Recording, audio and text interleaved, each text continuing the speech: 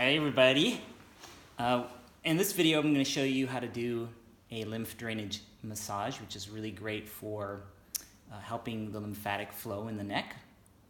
You can use this if you're feeling some congestion in your sinuses, if you're starting to feel like something's coming on, it's not full blown. This is a great technique that you can use, and what I'm going to be doing is showing you a whole protocol where you're doing points on the sinuses, you're doing a drainage on the neck, and then some points on the feet.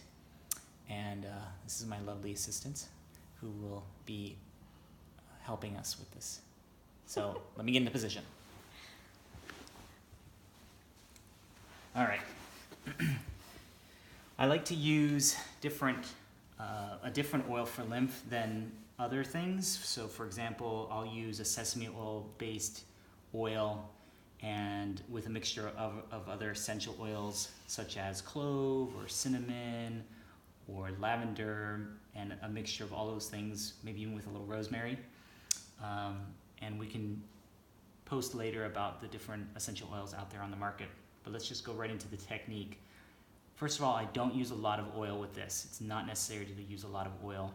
If you're using a blend, you also don't need a lot of oil.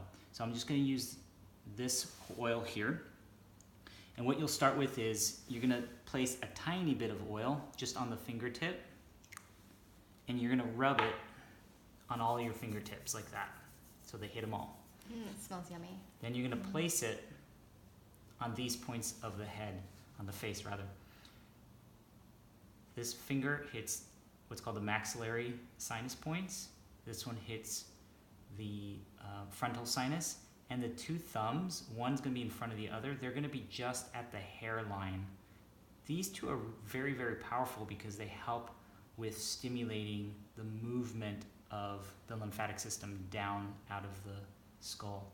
And then these two are going to just rest on either side. Hold these points for about 5 minutes.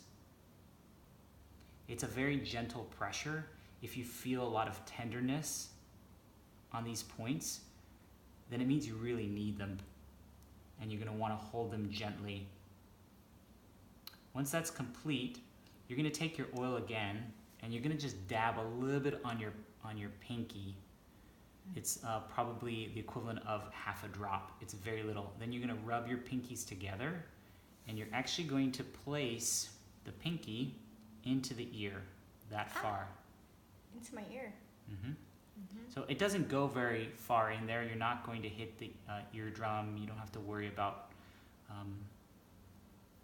doing any harm because we're not going very far. We're actually just going deep enough to place the oil within the canal, and you're going to be turning the pinky like that until you feel like you've gotten all around just the inside of that inner canal. And why do you put it in the ear?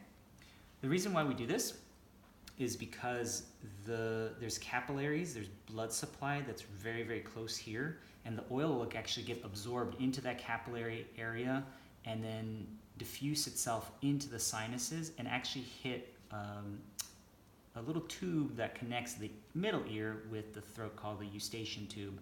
And that eustachian tube is a common area that gets very, very congested and can be an area to build up infection. So we want to make sure that we get that oil in there to help penetrate. And like I said before, if you're using one of those oils that are good for, sort of like antibacterial, antifungal, then it's going to be even more effective by hitting that area. One note about essential oils while you're doing that, it's just, we're going to post links about it, but it's really important to have a really good essential oil while we're doing that. So I just want to chime in with that part. Yeah. Okay. Next thing is, same thing, you're going to put a little bit of oil on your fingers, rub them on both sides, and then you're going to place it right along the front of this muscle here, and you'll see just a little bit of a shadow here. It's called the SCM, sternocleidomastoid, and it runs basically from the base of the skull here and all the way down to the collarbone. That's your landmark because in front and behind are two lymphatic chains, and they run the entire course of the face around the ear, and then they come down the front and they come down the back. And so what we want to do is essentially massage that lymphatic chain. As you do this, again, if you have like a little bit of a cold, you may notice nodules that are swollen. You don't want to massage those very hard. Just simply using the same amount of pressure all the way down is going to be sufficient. So think of it as milking. We're going from the top and working our way down like that. So again, it's like you're squeezing between your thumb and your fingertips. It's like you're squeezing the muscle, but what you're actually hitting is the lymphatic chain. And these are very delicate vessels that help carry the plasma portion of the blood. It's also a common system that gets very, very congested. And you're just going to continue to do it in this fashion. Same thing, about 4 or 5 times is good, and you're going to do the other side. It feels really good, you guys, by the way.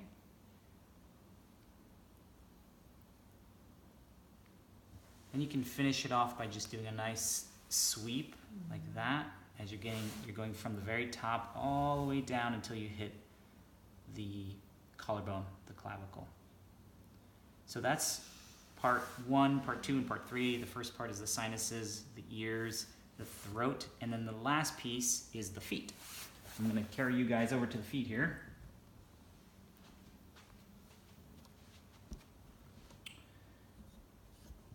Here we go. Same thing, you're going to take a little bit of oil, you're going to rub it on your fingertips. And the cool thing about feet is they have very specific points associated with the different parts of the body. And we won't go into specifics about that right now. But just so you know, the head of the person is represented in the feet by the tips of the toes, and then the neck is represented by the what's called the phalanges, which is these parts of the feet, and then it continues all the way down. What we're going to focus on is mostly the toes. So you're going to put a little bit of oil on the tips of the toes. And what I'm doing is I'm squeezing and just kind of rubbing back and forth. It's a very gentle movement on every single toe. And same thing, you could do this 4 or 5 times. And you would continue. And then you do the other foot, same thing. Little toe. It doesn't matter the order. In other words, you don't have to start with the pinky and go to the big toe. You can start with the big toe and go to the pinky. It doesn't really matter which direction you go. And any oil I have left on my hands, I will go ahead and just rub it right down the foot.